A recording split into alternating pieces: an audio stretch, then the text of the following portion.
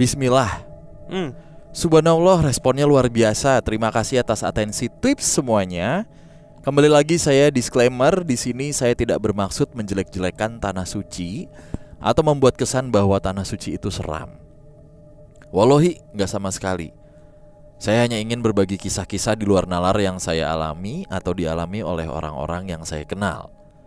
Semuanya dengan niat agar kita beriman kepada yang maha gaib, yaitu Allah Subhanahu wa Ta'ala, dan mencari perlindungan hanya padanya. Betul.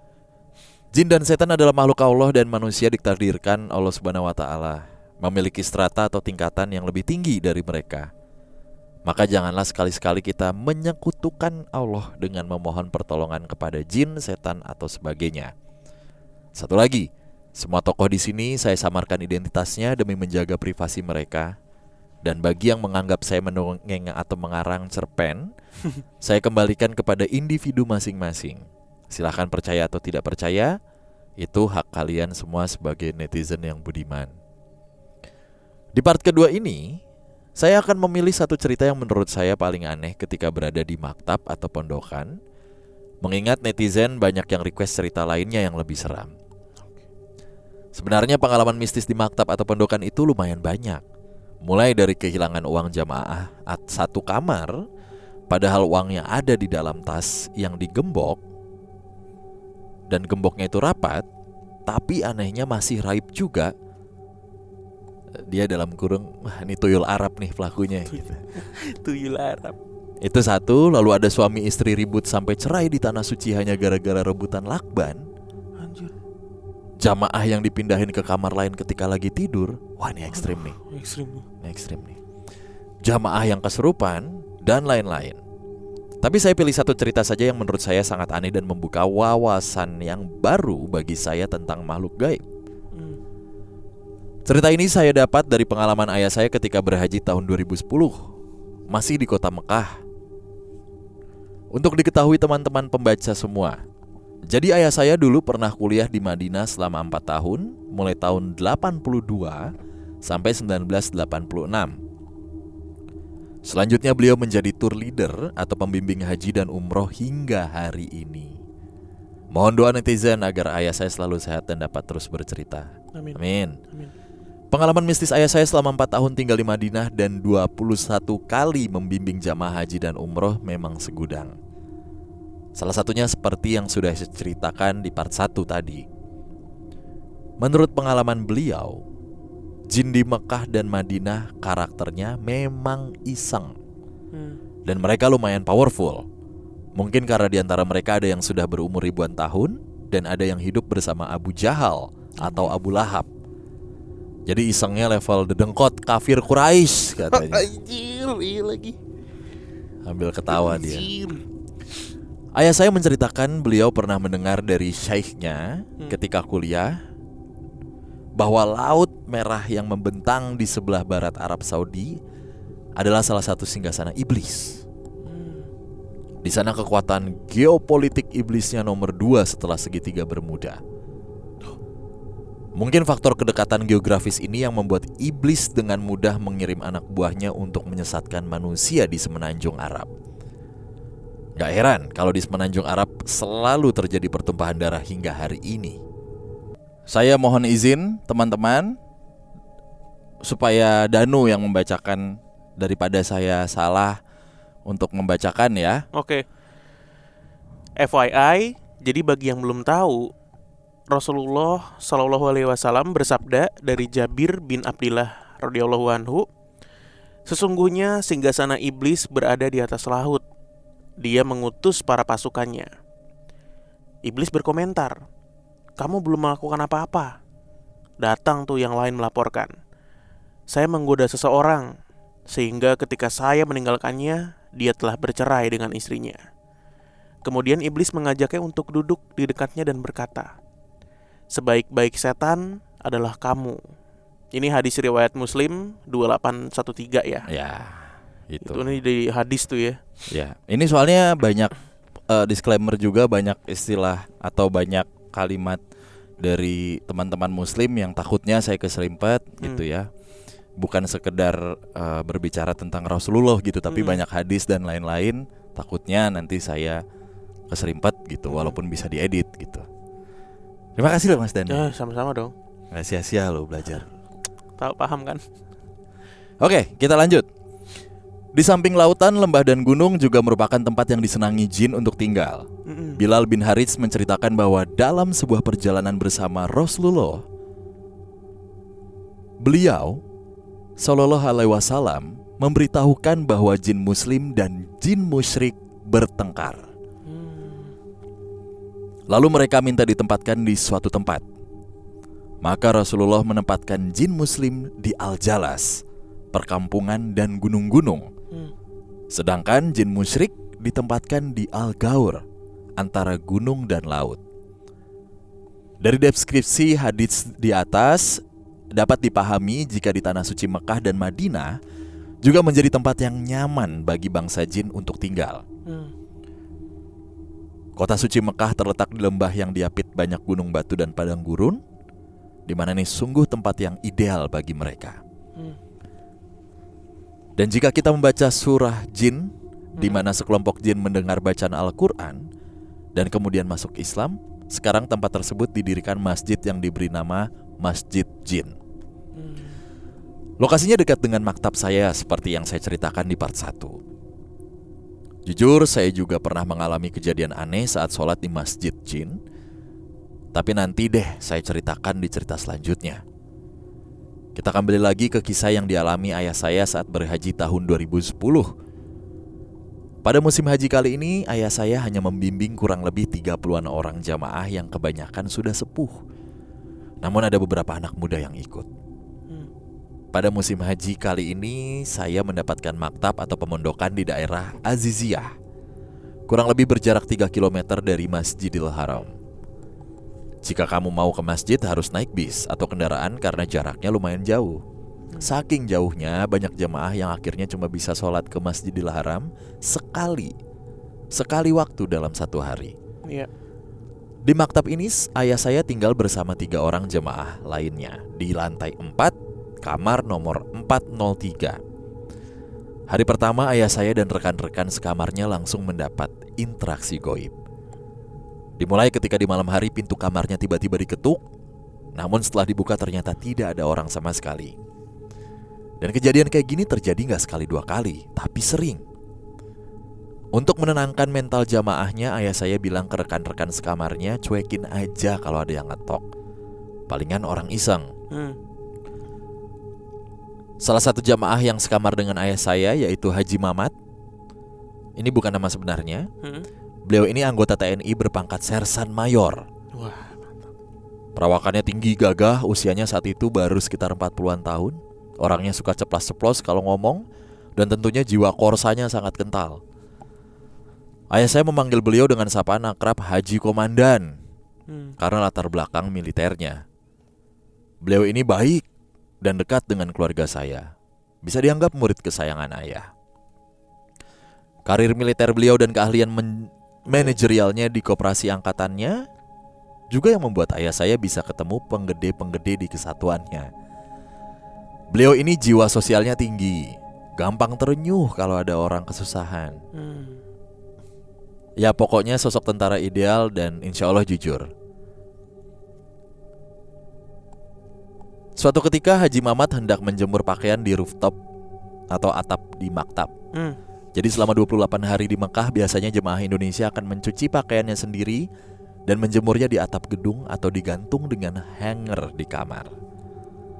Ada juga yang memilih melaundry pakaiannya walaupun harganya lumayan mahal. Biasanya yang laundry itu kain ihram karena tebal dan berat nguceknya. Waktu itu Haji Mamat memilih menjemur pakaian pada malam hari karena biasanya saat siang hari rooftop maktab akan penuh dengan pakaian dari jemaah haji lain. Jadi beliau berinisiatif menjemur pakaiannya setelah Isya. Dan besok pagi sekitar jam 9 bisa diambil. Kondisi rooftop saat malam hari minim penerangan.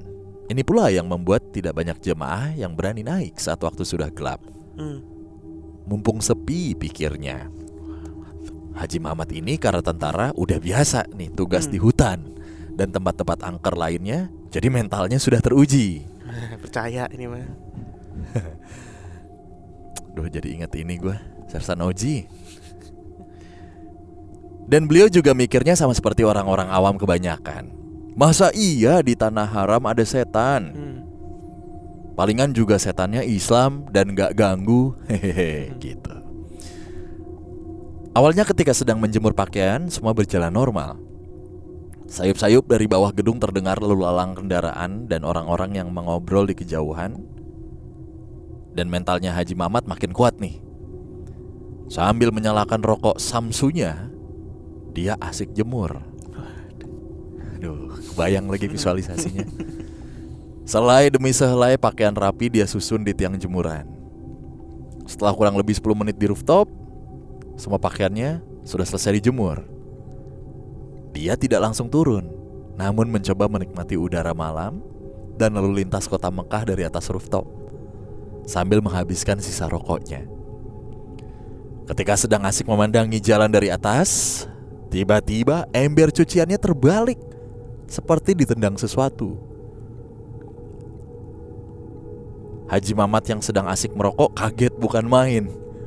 Rokoknya sampai terlepas dari bibirnya. Secara refleks dia beristighfar, sambil bertanya-tanya dalam hati apa yang barusan terjadi. Apa yang membuat ember jemurannya terbalik seperti ditendang sesuatu. Dia cek sekelilingnya mencari siapa yang tega ngisengin dia.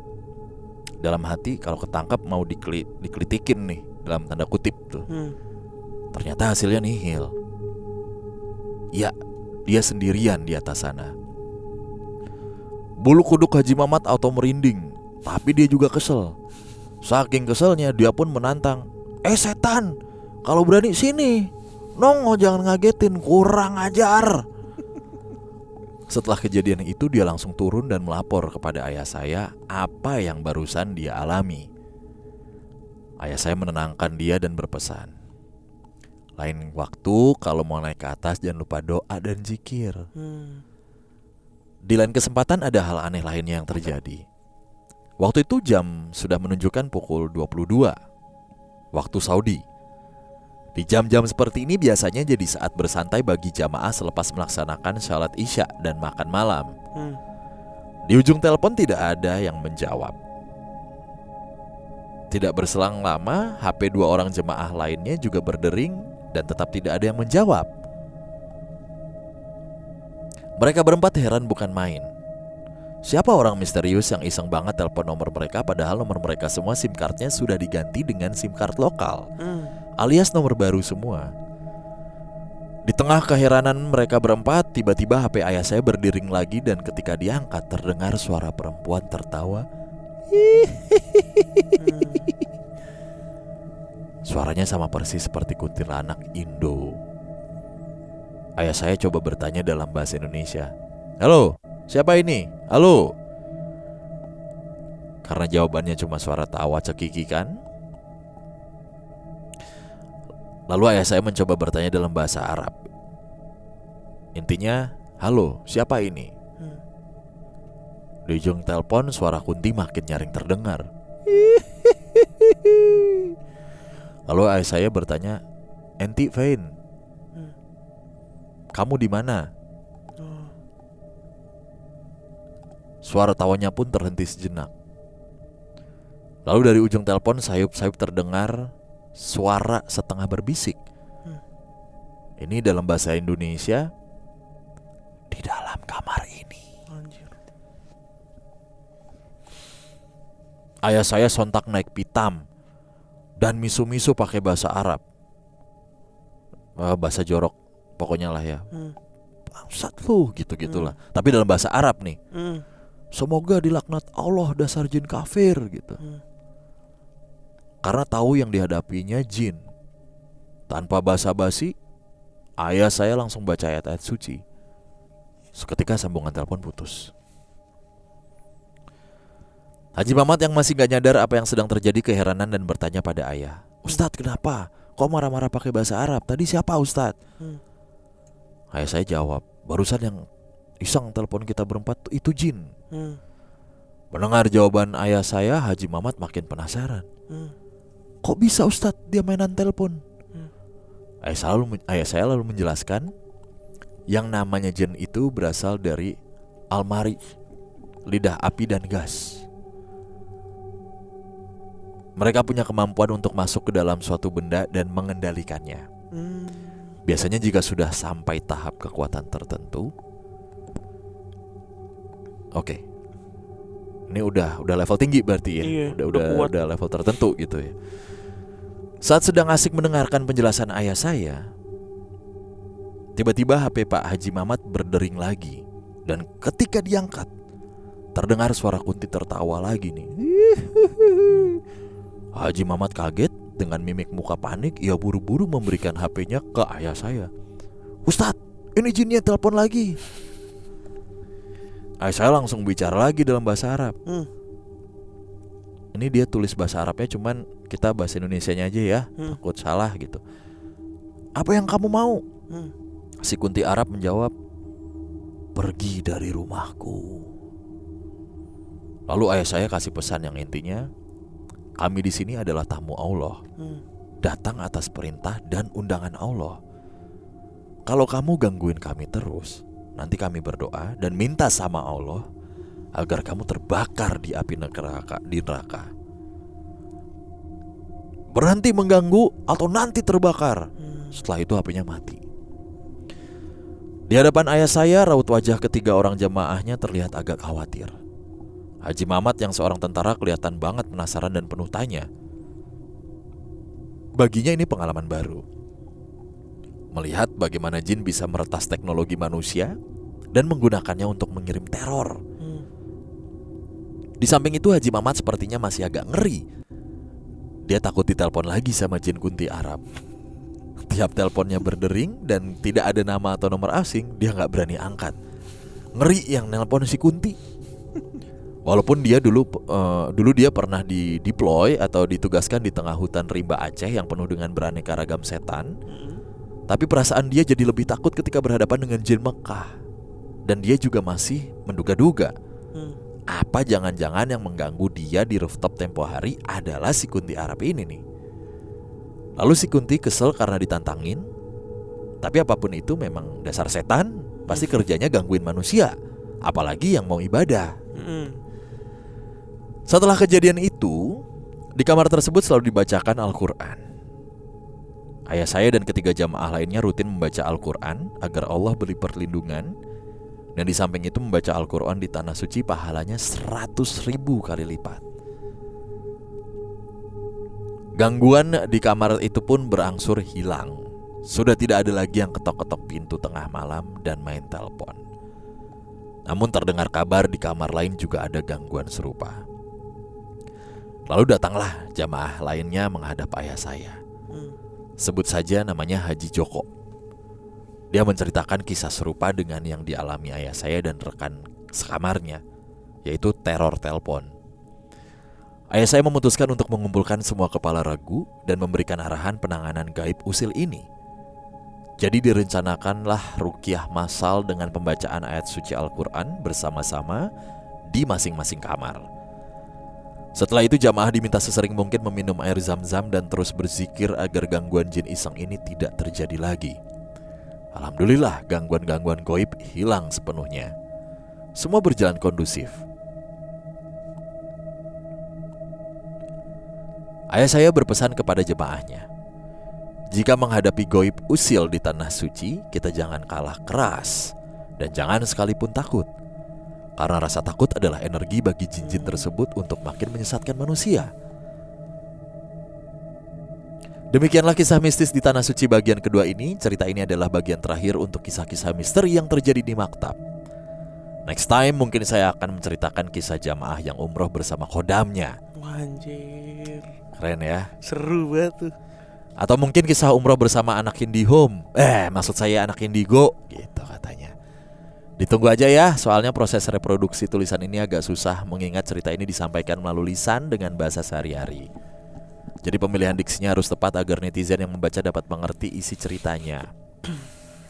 Terima kasih teman-teman netizen semuanya, sehat selalu dan semoga Allah segera mengundang kalian untuk datang ke Baitullahnya. Amin. Dan merasakan sendiri betapa mulianya Tanah Suci. Amin. Selamat beribadah malam Jumat yasinan, baca Al-Quran, ngaji dan lain-lain. Wassalamualaikum warahmatullahi wabarakatuh. Waalaikumsalam warahmatullahi wabarakatuh. Habis itu dikasih lihat kita ini bercanda. Emang susah banget. Susah dah hidup serius.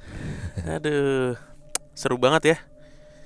Cerita dari bapaknya Mas Fadlan. Puluhan kali ya bolak-balik Mekah, Indo. Ya sudah. Sebenarnya sama kayak. Jadi emang yang belum tahu memang keluarga besar gua. Tar dulu. Legep. Itu kayak jin Arab.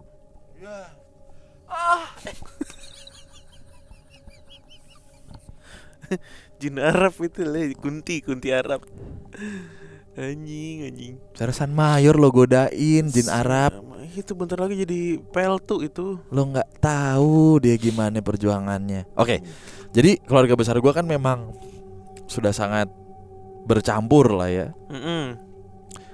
Ya gua lebaran ikut lebaran, gua Natalan juga Natalan gitu. Jadi memang udah campur aduk banget. Jadi ada beberapa teman saudara-saudara gue yang sudah haji juga.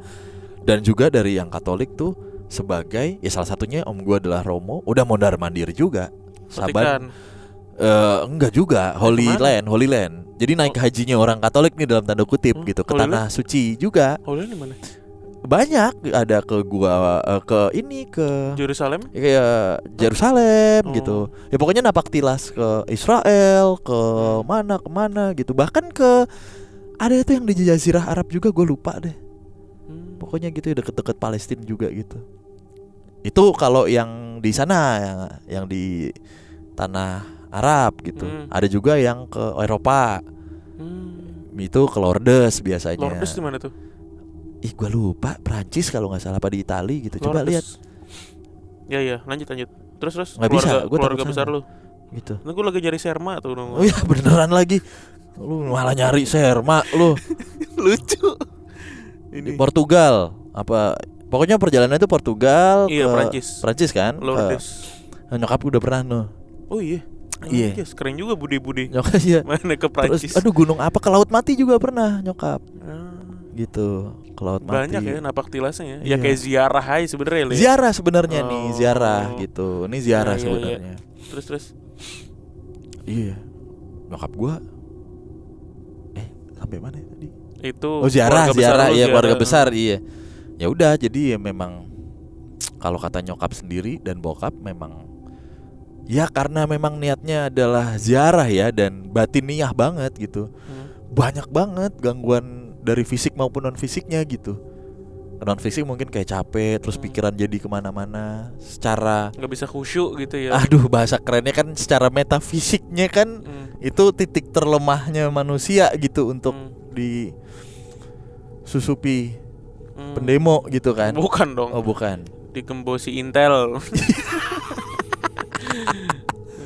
Ya begitulah, jadi memang perjalanan spiritual ya kita menyebutnya nih ya gitu, secara bahasa tanpa ada agama gitu ya. Perjalanan spiritual memang syarat dengan gangguan gitu. Asli. Memang sih gitu. Banyak juga kan cerita yang sedang ngelakoni lah, sedang berziarah. Ya, kayaknya di cerita di Spotify tuh ada beberapa cerita di tempat-tempat ziarah yang selain muslim juga gitu. Dan ini akhirnya dari sisi agama ada insight juga ya, atau wawasan bahwa jin itu kok bisa pakai aplikasi Gojek misalnya ya kan, waktu itu beberapa kali ada yang kayak gitu kan, karena yaitu jin ternyata berasal dari lidah api dan gas nih, dari sudut pandang Islam ya. Iya. Dari lidah api dan gas, jadi punya kemampuan untuk masuk ke dalam satu benda dan make itu. Nah biasanya memang yang punya kemampuan atau level tertentu gitu baru bisa nih.